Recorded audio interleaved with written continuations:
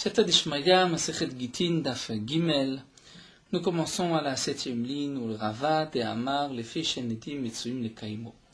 Donc nous avons vu dans le premier Daf de la Masechet, dans la Mishnah, que lorsqu'un Shaliach, un messager, un homme mandaté par le mari, amène le guet à la femme, il doit dire Befanai nirtav, befanai nirtam. Le guet a été écrit et le guet a été signé devant moi.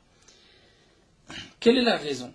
Pourquoi, lorsqu'un homme amène un guet, Mimdinatayan, donc d'outre-mer, des villes, des pays lointains, pourquoi doit-il dire Befanai nirtav, befanai nirtam? La Gemara nous avait rapporté deux explications, celle de Rabba et celle de Rava. D'après Rabba, parce que En Bekiim le Lishma.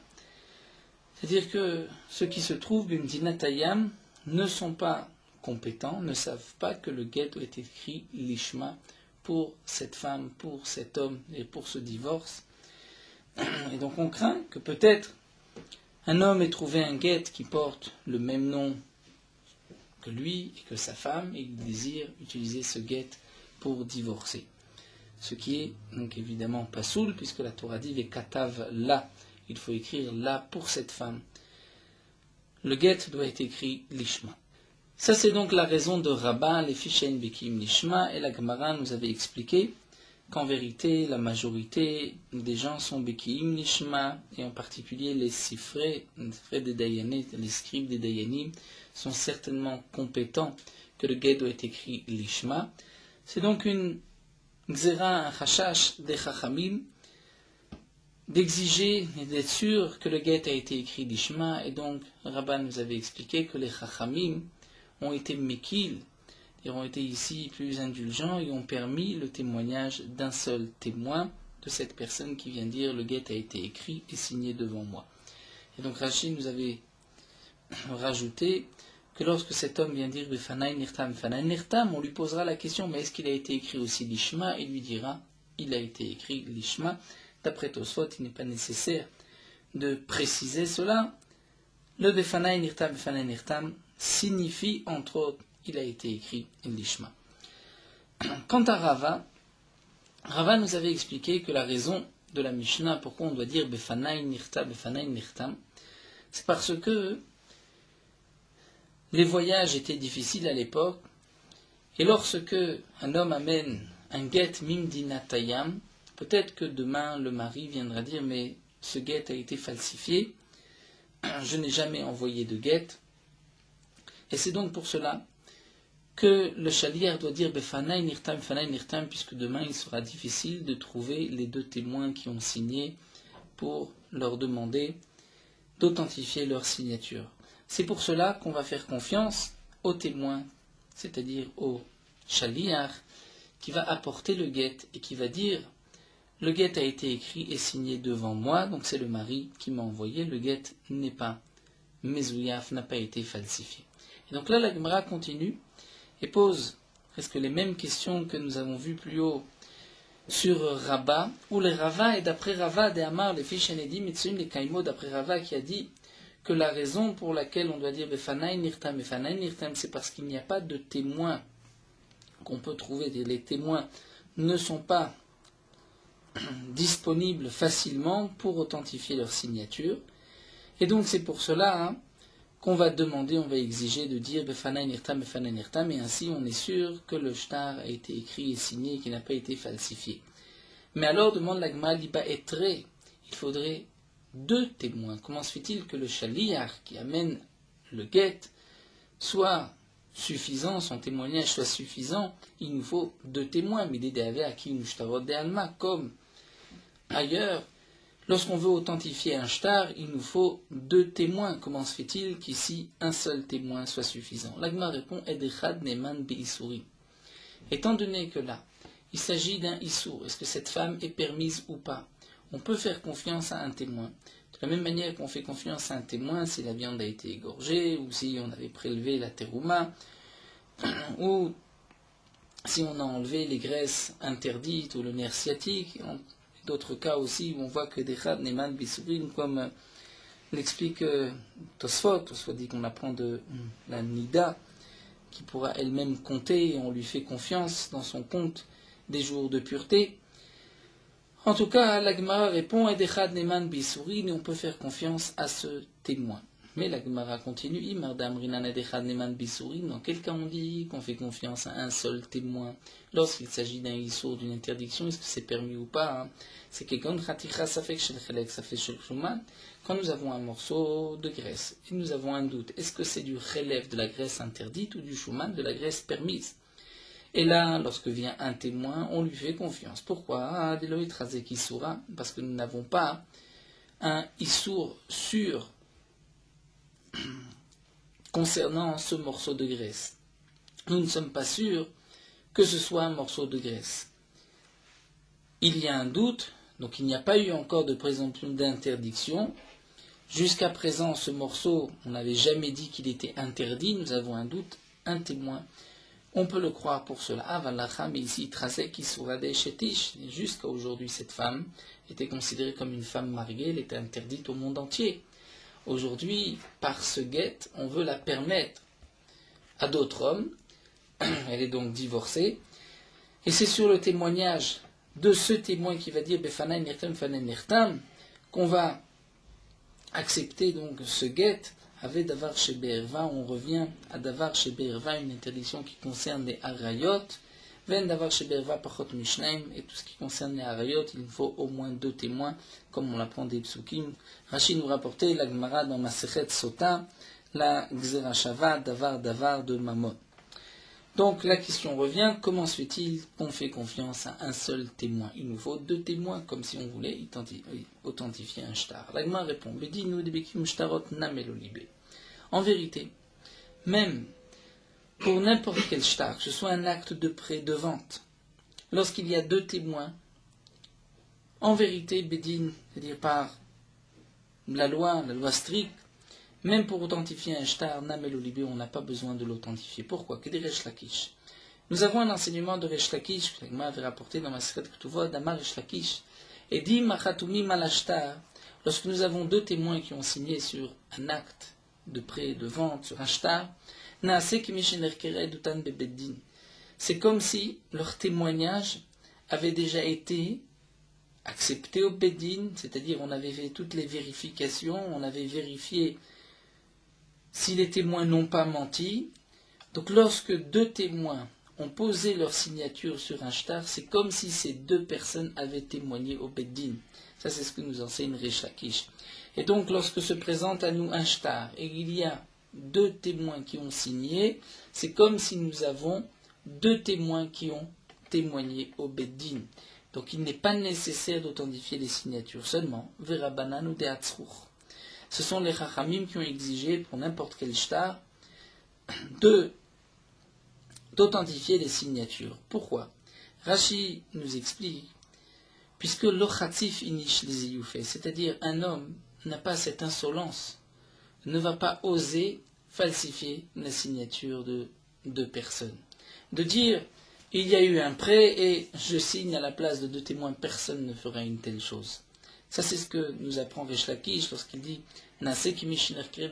c'est comme si les 2 témoins avaient posé leur témoignage au Beddin. On ne craint pas que celui qui détient ce shtar ait falsifié la signature des témoins. Un homme n'oserait pas une telle chose. Seulement les Chachamim m'ont dit, il faut malgré tout, on craint peut-être qu'on trouverait une telle personne, peut-être qu'un homme voudrait demain falsifier, donc c'est pour cela qu'on va exiger d'authentifier les signatures, et donc nous avons besoin de 2 témoins.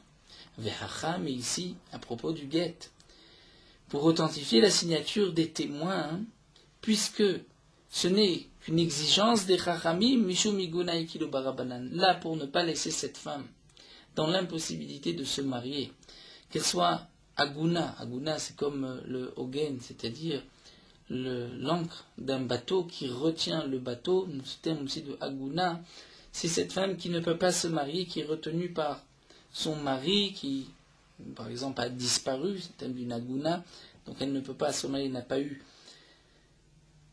de témoin que son mari est décédé, ou elle n'a pas eu d'acte de divorce, elle ne peut pas se marier, elle est retenue comme l'encre d'un bateau, comme l'encre qui retient le bateau. Et donc là, les Chachamim, pour ne pas causer ce préjudice à cette femme, pour qu'elle puisse se marier facilement, les Chachamim, Ikil ou Barabanan ont été Mekil, ont dit qu'un seul témoin est suffisant. Alors la Gemara continue, mais haïkulahu khumrahu, en vérité ce n'est pas une kula, les Chachamim n'ont pas été ici indulgents, n'ont rien permis, au contraire, ils ont été plus mahmir. Pourquoi?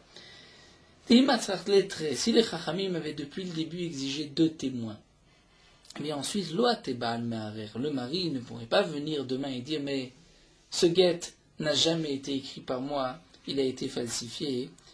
Pourquoi? Puisque j'ai 2 témoins. Donc le mari ne pourrait pas venir contre 2 témoins, venir meharer, et revenir et dire que ce guet a été falsifié, ou pasilé le rendre pasoul. Mechad, s'il n'y a qu'un seul témoin, tebal ou mari, ou pasilé, le mari peut venir demain et dire, mais ce shtar a été falsifié, le guet a été falsifié. Donc, qu'est-ce que les Chachamim ont gagné? Mishum Iguna, les Chachamim ont permis un seul témoin, mais en vérité, les Chachamim auraient mieux fait d'exiger 2 témoins au début, et ainsi le mari ne pourrait pas venir remettre en question le guet. Alors la Gemara répond, un seul témoin suffit. Pourquoi? Kevan de Amarmar, puisque nous avons appris par ailleurs, Bifne Kaman Notnola, devant combien de personnes le Shaliach doit donner le guet? Rabbi Yochanan ve Rab Chanina, Chadama Bifne Shnem, Chadama Bifne Shlosha. Rabbi Yochanan et Rab Chanina, l'un dit devant 2 personnes, et l'autre dit devant 3 personnes. La Gemara l'avait déjà rapporté pour Rabbin exactement le même déroulement. Et donc la Gemara répond, puisque on doit donner le shtar devant 2 ou 3 personnes, Mikara Midik Daïk, depuis le départ, comme l'avait expliqué Rachid, le shliach, lorsqu'il reçoit le guet du mari pour le donner à la femme, il sait que demain il devra donner ce guet devant 2 ou 3 personnes, et il va avoir peur de passer pour un menteur, pour un homme qui amène un guet alors que peut-être que demain le mari viendra dire mais ce guet je ne l'ai jamais écrit. Donc depuis le début, Midik Dayek, il va faire bien attention, qu'il est sûr que le mari veut divorcer sa femme et que le mari ne viendra pas dire demain ce guet a été falsifié. Velo atelo nafshe, donc le shliach ne va pas venir se mettre en difficulté et se faire passer pour un menteur. Donc depuis le début, il est médaillé que le mari c'est sûr qu'il veut divorcer. Rachid nous dit, et même si après tout le mari vient ensuite être meharer, on ne lui fera pas confiance, on fait confiance au shliach. Donc là, la Gemara nous a expliqué aussi, d'après Rava, que les Chachamim ont permis un seul témoin. Donc nous avons 2 explications. Pourquoi on va dire Befanaï Nirtam, Befanaï Nirtam? Ou bien, comme a dit Rabba, parce qu'on craint que le guet n'ait pas été écrit Lishma, et un seul témoin est suffisant, puisque ce n'est juste qu'une Khumra.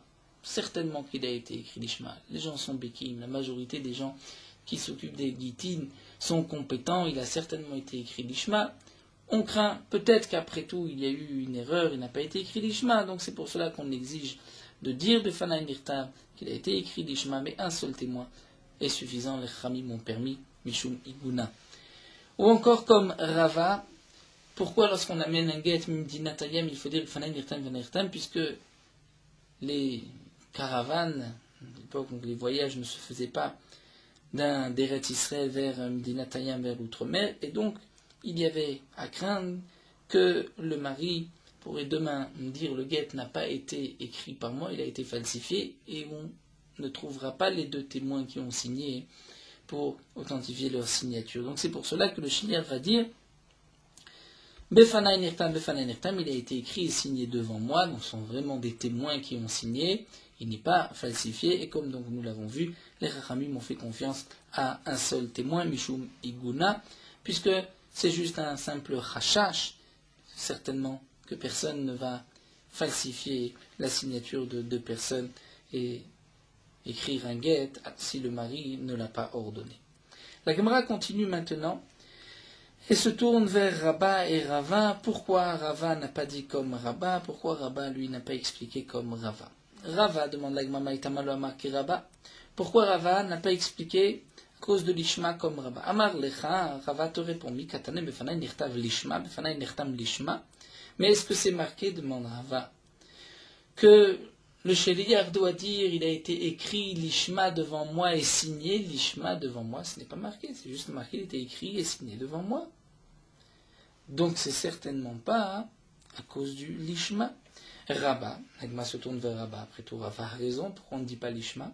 Rabba dit bedinu delitneachi, en réalité c'est vrai, que le shliach devrait dire befanai nirtav lishma ou befanai nirtam lishma, il a été écrit et signé lishma seulement. Et là, des imafshatle dibura, si tu rajoutes des mots, tu exiges du shliach de dire befanai nirtav lishma, 3 mots, befanai nirtam lishma, encore 3 mots, à telemixeye, le shliach risque de couper, c'est-à-dire de ne pas tout dire. Il risque de dire juste befanai nirtam ou befanai nirtav.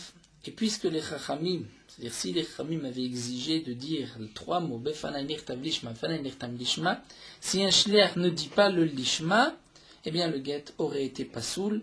Comme nous explique Rashi, nous avons une notion qui est de kol hameshané mimatbea shetavur chachamim begitin avlad mamzer. C'est tout celui qui change de, comme l'effigie de la pièce que les chachamim ont posé, l'effigie que les chachamim ont marqué, ont inscrit dans la pièce, c'est-à-dire tout celui qui change des expressions que les chachamim ont exigées, l'enfant est considéré comme un mamzer.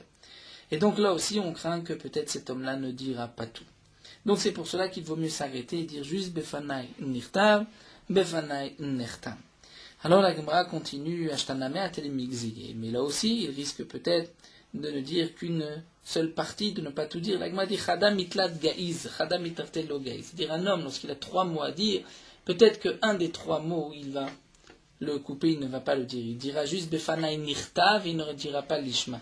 Mais lorsqu'il a que 2 mots à dire befanai nirtav, là, logaïs, il ne va pas s'arrêter et dire juste befanai. C'est sûr qu'il dira befanai nirtav.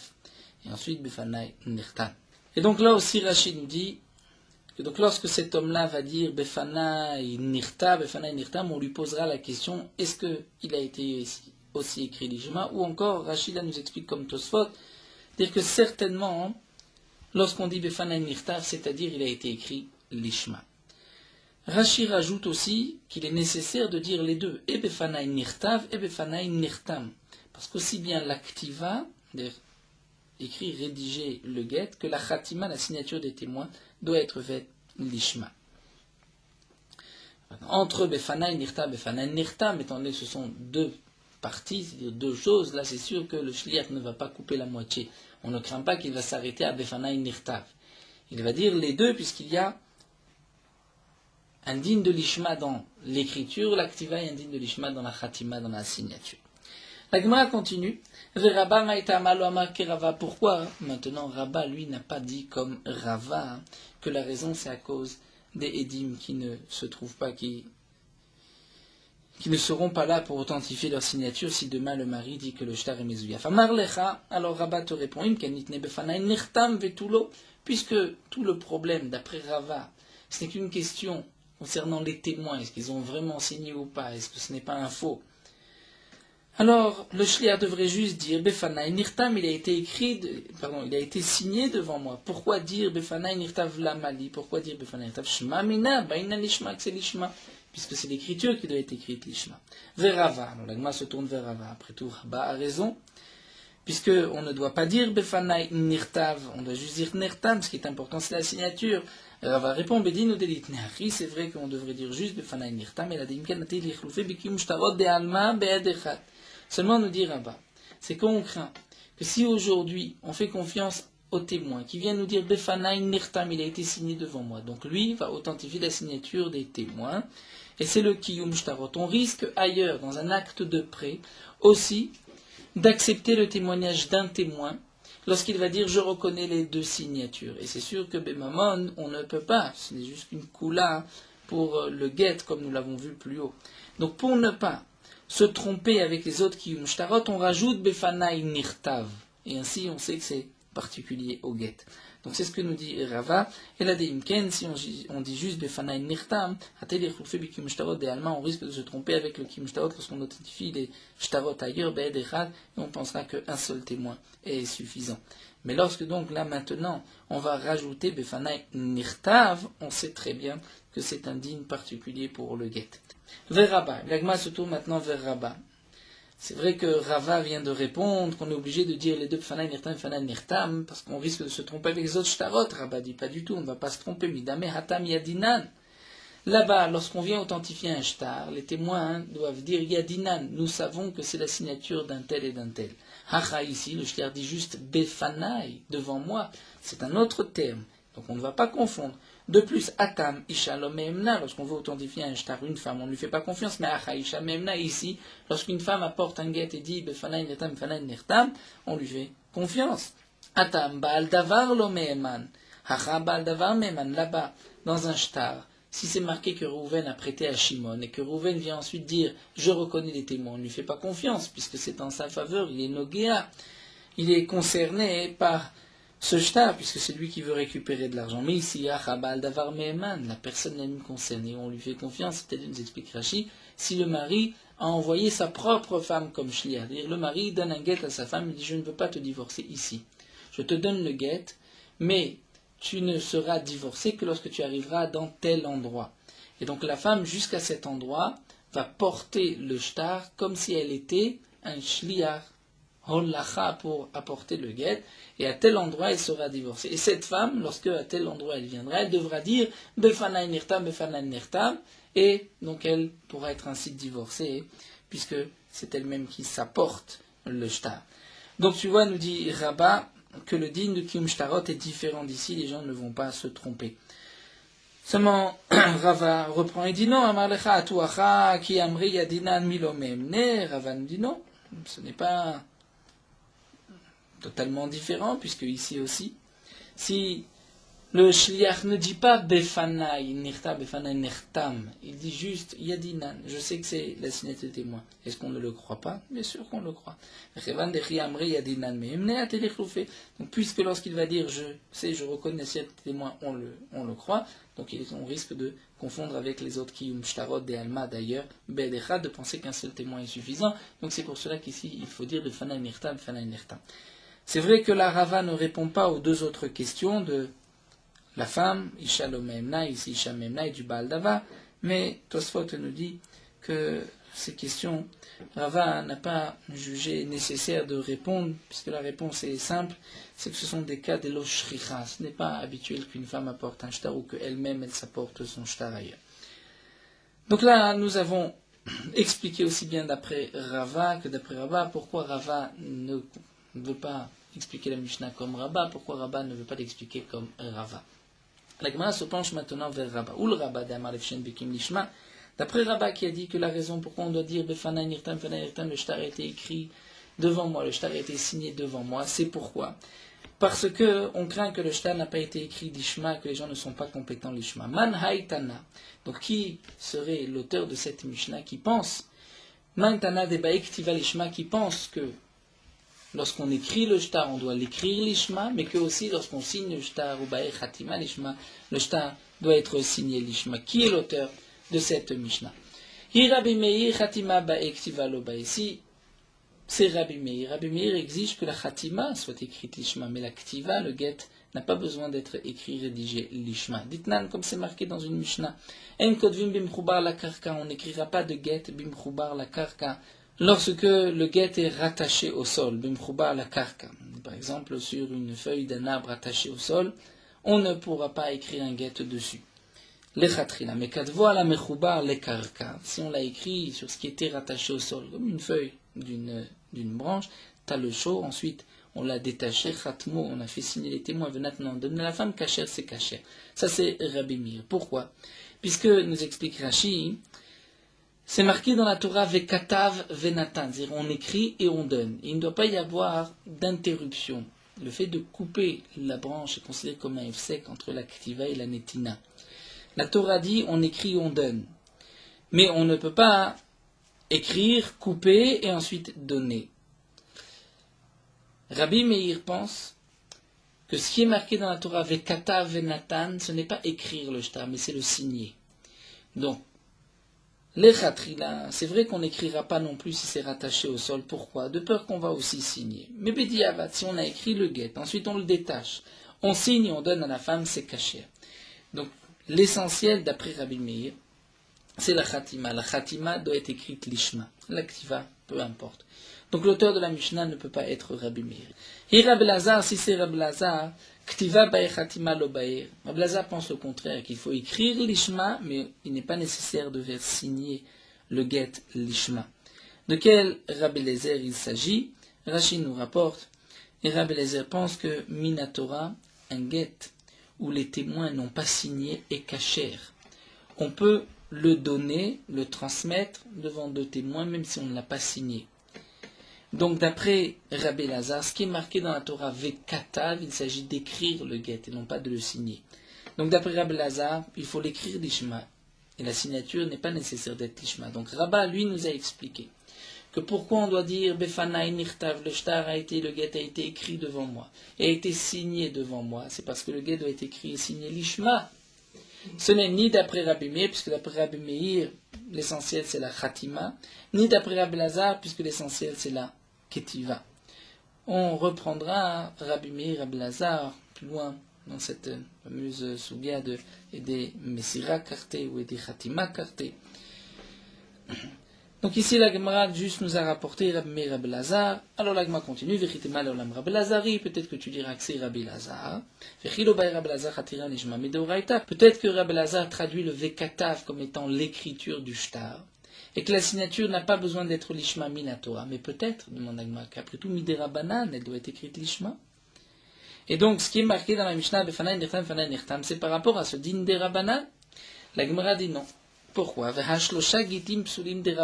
avons 3 gitim psulim rapportés dans une Mishnah que les Chachamim ont rendu pasoul. Velo bae Rabbi Lazar chatim alishma. Et nous allons voir que, bien que Rabbi Lazar est en machloket, mais là Rabbi Lazar n'exige pas la chatim alishma. De quoi il s'agit? Dites-nous. Shalosh gitim psulim. Nous avons 3 gitim, nous dit la Mishnah, qui sont psulim. 3 actes de divorce ou 3 shtarot psulim. Vim niset, et si la femme, avec un tel get, s'est remariée, havlat kacher, l'enfant restera quand même kacher, puisque le psoul n'est que midera banan. De quoi il s'agit? Katav biktav yado venana vedim. Si l'homme, le mari, a écrit le get de sa propre main, mais il n'y a pas de témoin. Il n'y a pas de témoin. Lechatrila, on ne peut pas donc l'utiliser pour divorcer sa femme, mais malgré tout, le get et Kacher Bediavad. Ou encore, Yesh ben Bozman, il y a la signature des témoins, mais il n'y a pas de date. C'est aussi un psoul de Rabbanan. Ou encore, Yesh Bozman ben Boelay Dechad, il y a une date, mais il n'y a qu'un seul témoin. Dans ces 3 cas, Arilu Shlosha Gitim Psulim, les 3 guets sont Psulim, les Khamim m'ont dit on ne peut pas divorcer la femme avec, Vim Niset Avlat Kacher, et malgré tout, si la femme s'est mariée avec et qu'elle a eu un enfant, l'enfant n'est pas un mamzer, elle a été divorcée, ce sont des Psulim Midi Rabbanan. Et Rabbi Lazar dit à la suite de cette Mishnah, Rabbi Lazar dit que même s'il n'y a pas de témoin, mais que le guet a été donné devant 2 témoins, kacher c'est kacher, et dans un cas de la femme va prendre sa ketouba, goba minechasim mishubadim, elle pourra prendre la ketouba des biens qui ont été même hypothéqués. Et si c'est un autre shtar, nous dit Rachid de Milva, de près, on pourra prendre les biens hypothéqués, c'est-à-dire le shtar est valable. Puisque nous dit Rabbi Lazar, les témoins ne signent sur l'acte de divorce, sur le shtar, que mipnei tikkun haolam. On ne signe que pour apporter une preuve qu'il y a eu un divorce. Puisque les 2 témoins devant qui on a donné ce shtar vont peut-être demain mourir, et comment cette femme pourra prouver qu'elle a été divorcée? Donc c'est pour cela que les 2 témoins vont apposer leur signature. Donc là nous voyons que nous avons 3 gitim psulim, et Rabbi Lazar est en machloket, et pense que même les chatrila, nous dit Rabbi Lazar, afalpi shenala vedim, nashnam fnedim kacher, il est kacher, et que si elle est cachère, elle pourra se remarier avec qui bon lui semble. C'est pas seulement que si elle a eu un enfant, que l'enfant est cachère, mais même cachère, les khatrila, elle peut se marier. Donc on voit que les chachamim n'ont pas exigé une signature lishma d'après Rabbi Eliezer, puisque si les chachamim avaient exigé une signature lishma, et on ne pourrait pas permettre à cette femme de se remarier, les khatrila, avec ce shtar. Donc, la Gemara revient, d'après Rava, la raison de la Mishnah, pourquoi on doit dire Befanaï Nirtam, c'est pour donc, dire que le shtar a été écrit et signé l'ishma. Qui est l'auteur de cette Mishnah, d'après Rava, qui pense que le shtar doit être écrit l'ishma et signé l'ishma? Ce n'est pas Rabbi Meir, puisque d'après Rabbi Meir, il n'est pas nécessaire d'écrire le shtar l'ishma, le vekatav, c'est la signature. Ce n'est pas Rabbi Lazar, puisque d'après Rabbi Lazar, le shtar c'est l'écriture et pas la signature. Et même Midei Rabbanan, il n'est pas nécessaire de signer, donc pas signer l'ishma. Alors, qui est l'auteur de la Mishnah? La Gemara continue, dit Ve'ela Rabbi Meir. C'est peut-être Rabbi Meir. C'est vrai que nous avons vu plus haut que d'après Rabbi Meir, il est nécessaire de signer, mais pas d'écrire l'ishma. La Gemara dit peut-être que Rabbi Meir n'exige pas d'écrire l'ishma minatora, mais midei Rabbanan, il faut écrire l'ishma. Et donc c'est pour cela que le shliach doit dire qu'il a été écrit et signé l'ishma. Mais la Gemara refute, va amar Rav Nachman, omer aya Rabbi Meir, aflu mitzao ba'ashpa vechatamo venatno la kasher. Pourtant Rav Nachman nous a dit que d'après Rabbi Meir, même si on a trouvé un shtar dans une poubelle, vechatamo, et on l'a fait signer, donc le nom était déjà marqué, déjà inscrit, il n'a pas été écrit l'ishma pour cet homme et pour cette femme, mais si on a fait signer et qu'on a donné à la femme, il est kasher. Donc si il est kasher, on voit que l'écriture, l'activa, n'a pas besoin d'être l'ishma, d'être écrit pour cette femme, même midei Rabbanan. Et si tu dis que ce qui est marqué dans ce Rav Nachman, qu'il est kasher, ce n'est juste que minatora, mais c'est vrai que les Khamim m'ont dit qu'il est pasou puisqu'il faut écrire l'ishma, et Achi Omer aya Rabbi Meir dvar Torah mevaïle. C'est ainsi, Rav Nachman aurait dû dire, Rabbi Meir disait ainsi que minatora il est kasher, mais les Khamim m'ont dit qu'il est pasou. Donc puisque ce n'est pas marqué ainsi, c'est marqué que d'après Rabbi Meir il est kasher, ça voudrait dire que d'après Rabbi Meir, même écrire le shtar, ce n'est pas nécessaire, même midei Rabbanan, de l'écrire l'ishma. Donc la question revient, qui est l'auteur de la Mishnah? Elle allait au Lam, Rabbi Lazar. Et alors la Gemara revient et dit non, c'est Rabbi Lazar. Quand est-ce que Rabbi Lazar pense qu'il n'est pas nécessaire une khatima, une signature? C'est lorsqu'il n'y a pas du tout de signature, on n'a pas besoin de l'ishma. Mais, des ikaedim, si déjà on a fait signer des témoins, comme nous l'avons vu, pour qu'il y ait une preuve par la suite, alors là, il faut que ce soit l'ishma, parce que sinon c'est comme si c'était Mezouyaf Mitoro. Nous envoie d'Amar Rabbi Abba, Modé Rabbi Lazar, Mezouyaf Mitoro, Sheu Pasoul.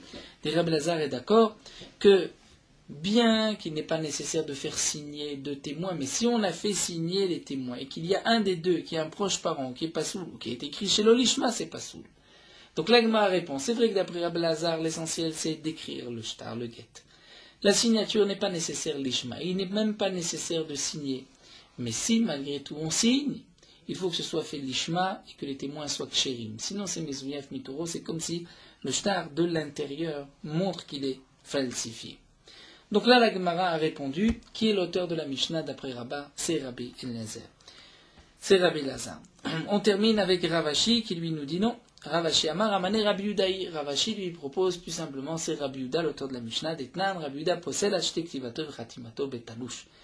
Concernant la Mishnah que nous avons vue plus haut, est-ce que le shtar, le get qui a été écrit, ensuite détaché et signé, est-ce qu'il est kasher ou pas? Rabbi Yuda dit que non. Il faut que la ktiva, la khatima, soit faite betalouche lorsque la feuille est déjà détachée.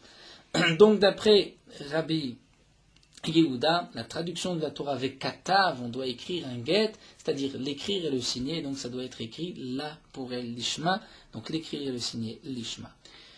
Et là la Gemara termine, donc encore juste petite, encore deux lignes, la Gemara s'étonne, et la Gemara demande, mais puisque c'est si évident que Rabbi Yehuda exige et l'activa et la khatima l'ishma, pourquoi jusqu'à présent, on a pris tout un mood pour essayer de chercher, peut-être c'est Rabbi Lazar, peut-être c'est Rabbi Meir, peut-être que Rabbi Lazar pense que midei Rabbanan, de même pour Rabbi Meir. Pourquoi on n'a pas été directement dire c'est Rabbi Yehuda? C'est plus simple. C'est ce que là que me demande Mikara, Maïtama, le Kumlan qui est Rabbi Yehuda. Pourquoi depuis le début on cherchait à dire d'après Rabbi Meir, d'après Rabbi Lazar, pourquoi on ne dit pas que c'est Rabbi Yehuda? La Gemara répond parce qu'au début, Madrinan à Rabbi Meir, on recherche Rabbi Meir toujours, puisque nous avons une règle Stam Matnitim Rabbi Meir. En général, lorsqu'une Mishnah, l'auteur de cette Mishnah n'est pas marqué, c'est généralement Rabbi Meir. Donc on préférait dire que l'auteur de la Mishnah, c'est Rabbi Meir. Donc c'est pour cela qu'on recherche Rab Meir. Si ce n'est pas Rab Meir, ensuite Madrinan la Rab Lazar, on va chercher Rab Lazar. Pourquoi des Kamilan il Kavate Begitin? Puisqu'on a fixé la halakha comme Rab Lazar dans les Gitin, c'est-à-dire, nous explique Rashi à propos de ce sujet, lorsque nous avons un guet sans témoins qui ont signé sur le guet, donc il y a juste eu les Edé Messira au moment où on a donné le guet, Kacher, le guet est Kacher, donc c'est pour cela qu'on préfère aller chercher ensuite Rabbi Lazar. Donc lorsqu'on voit que ce n'est ni comme Rabbi Meir, comme Rabbi Lazar, c'est aussi difficile, il m'a donné une proposition de réponse, Rav Ashi, lui, nous dit alors on va expliquer la Mishnah d'après Rabbi Yehuda, puisque nous n'avons pas le choix, ce n'est ni comme Rabbi Meir, ni comme Rabbi Elazar. Là nous allons nous arrêter là, Rabban Gamliel. Là nous avons vu donc le début de ce din de Befanai Nechtam, d'après Rabba, d'après Rava. Est-ce que c'est Mishum Nishma ou Mishum que En Edi Metsuim le Kaimo?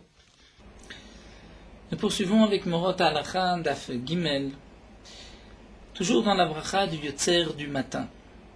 Nous avons l'habitude de louer Akadosh Baruch Hu par l'ordre du Aleph Bet. C'est-à-dire, nous allons dire Kel Baruch Gedol Dea Aleph Bet Gimel Dalet et ainsi de suite.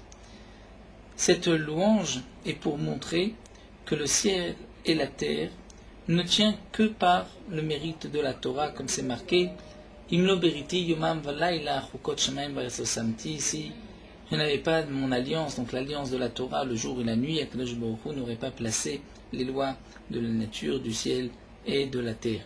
Et la Torah a les 22 lettres du Aleph Bet. Dans la bracha du Yotzeror, nous mentionnons aussi la création des Malachim. On dit Ishtabar Shimcha Alad Malkenu Yotzer Meshartim, qui a écrit Meshartim, les serviteurs d'Akadosh Baruch Hu, les Malachim, Asher Meshartav Kulam Omdim Berum Olam, les serviteurs d'Akadosh Baruch Hu sont Berum Olam, dans les hauteurs du monde. La raison de cela, c'est parce que les Malachim sont aussi appelés Or, et ils vont apporter, entre guillemets, de la lumière au monde. Donc puisqu'on mentionne le Or, la lumière, on mentionne aussi la création des Malachim. De plus, chaque jour, les Malachim sont créés comme la lumière qui se renouvelle chaque jour, à Mechadesh Betuvo Bechol Yom Tamid. Certains ont marqué que lorsqu'on dit Yotzer Or, il faut toucher les tefilines de la main, et lorsqu'on dit au Borechocher, toucher les tefilines de la tête. D'autres disent que lorsque l'on dit Yotzer Or, on touchera les tefilines de la main, mais les tefilines de la tête, on ne les touchera pas jusqu'au moment où on commencera le Shmoné Esrei, comme nous le verrons, Bezrat Hashem par la suite. C'est le nom du Ben Ishraï et d'autres poskim.